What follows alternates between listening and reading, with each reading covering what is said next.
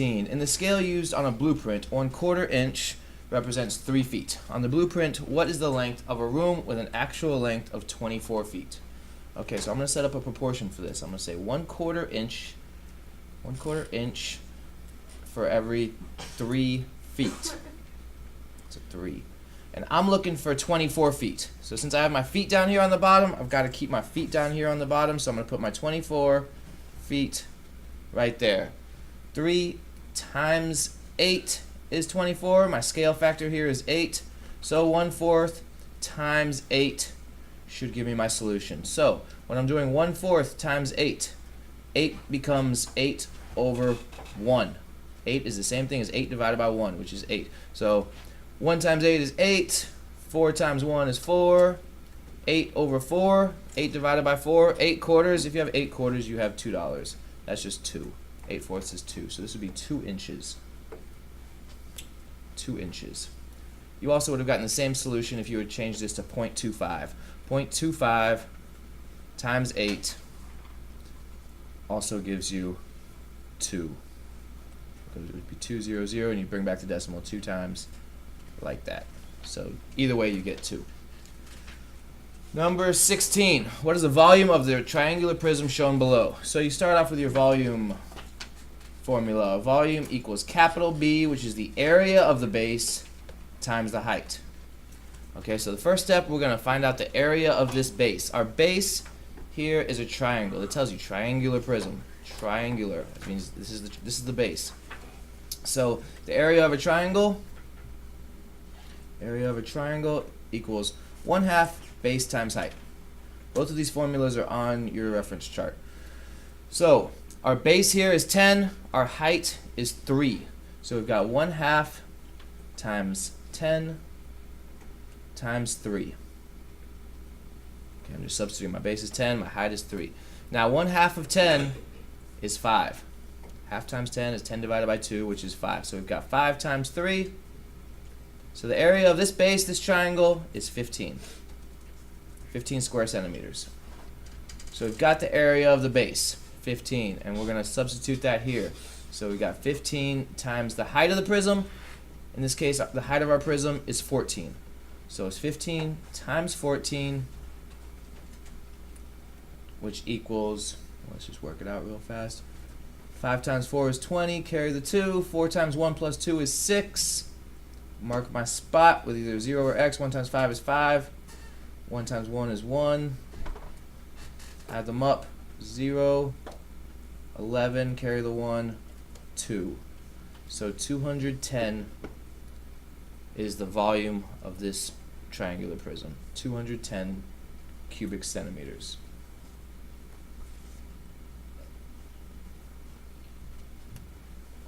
Number 17. The diagram below shows the radius of the circular opening of a drinking cup.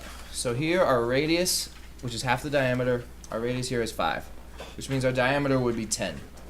So we're looking for the closest to the circumference. So we're going to use our circumference formula. Now there's 2 circumference formulas on the formula chart. There's circumference equals 2 times pi times the radius, and there's also circumference equals pi times diameter.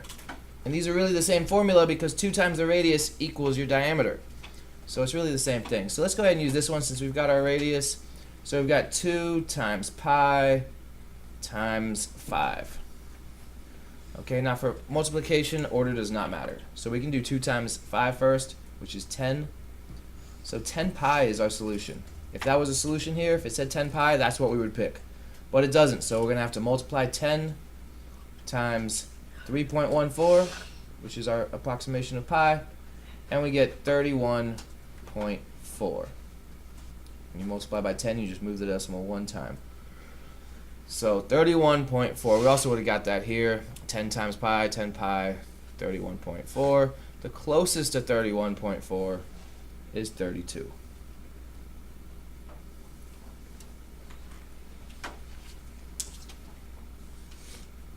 Number 18. This model of the backboard of a basketball goal is composed of a rectangle and a semicircle. Use the ruler provided to measure the dimensions of the model to the nearest centimeter. Okay, so when you measure this, the diameter of this semicircle is 10 centimeters. it's approximately 10 centimeters. When you round to the nearest whole centimeter, you get 10. And here, this is going to be 4 centimeters. So the area of this rectangle right here, 10 times 4, area of rectangle is length times width, which would be 40. So we've got 40 for the rectangle. Now we've got to find the semicircle. A semicircle is half of a circle. So we can use the circle formula and then divide by 2. The area of a circle, which is on your formula chart, is pi times your radius squared.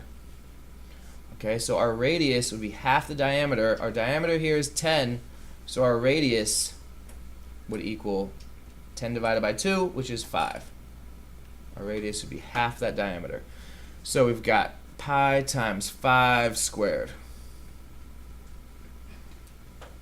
Okay, according to our order of operations, we've got to do our exponent first. 5 squared is 25, so pi times 25, or 25 pi. Oh, but that's for the full circle, so we're going to have to take this and we're going to have to divide it by 2. Let's first work it out. 25 times 3.14 gives us 78.5. So if it was a full circle, it would be 78.5 square centimeters, but it's half a circle. So we're going to take the 78.5 and divide it by 2, and we get 39, bring the decimal straight up, 0.25. So that's the area of the semicircle. 39 1/4, 39.25. So when we add these up, 39.25 plus 40, now we're going to have to line up our decimal here. 40 is the same as 40.00. When we add or subtract, we must line up the decimal, and we get 79.25 as our total area of the semicircle and the rectangle. So the semicircle is 39.25 and the rectangle is 40. So 39.25. I'm sorry, 79.25 for the whole thing. The 40 plus the 39.25.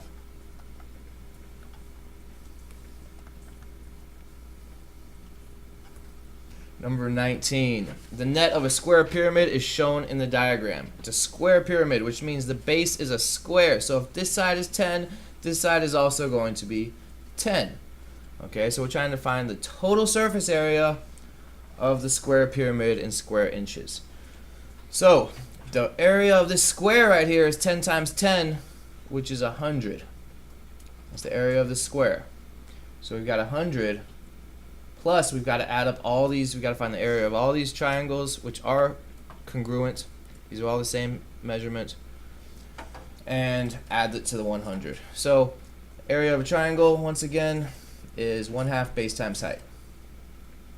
So, the base of our triangle is 10. So, we got 1/2 times 10 times 9. Our height is 9 here. So, 1/2 of 10 is 5.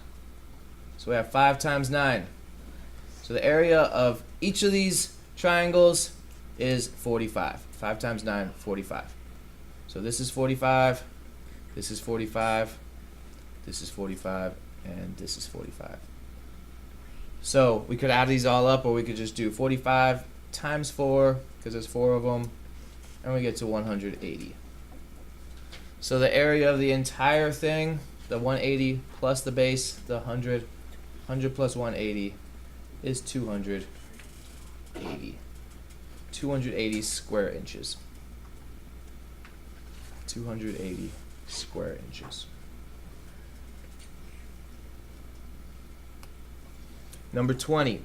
The measures of 2 angles in a triangle are shown in the diagram. What is the value of x? Okay, well, we know for any triangle, no matter how you draw the triangle, the area is going to be, the sum of the angles is 180. And if you ever forget this, you can just draw a square. And you know a square has got 4 90-degree angles, right? 90 times 4 is 360. And you just cut this in half. 360 divided by 2. So this would be 45, this would be 45, this would be 90. That's going to equal 180. This triangle's got a measurement of 180 for all the interior angles. This one also has a measurement of 180. So So that's if you ever forget. You can recreate it. So we know if this is a isosceles triangle, if two sides are congruent, we also know two angles are congruent. This angle right here, angle X, is congruent to this angle over here. So we could call this x2 since it's the same value. So we've got x plus 46 equals 180. Okay, so x plus x, that's 2x. So 2x plus 46 equals 180. So now we're trying to isolate x. We're going to get rid of this plus 46 with a minus 46. If I subtract 46 from one side, I've got to subtract 46 from the other side. 180 minus 46 is going to be 134. And this side right here, this is going to cancel out. Plus 46 minus 46 cancels out. So we've got 2x equals 134. So we don't want 2x. So both of these equal 134 together. So to get x by itself, we're going to divide by 2. If we divide one side by 2, we must also divide the other side by 2 to keep it equal. So times 2 divided by 2, they cancel each other out. So x equals 134 divided by 2. 134 divided by 2 equals 67. So this is going to be 67, this is going to be 67, and then plus the 46 gives us a grand total of 180. So C is 67.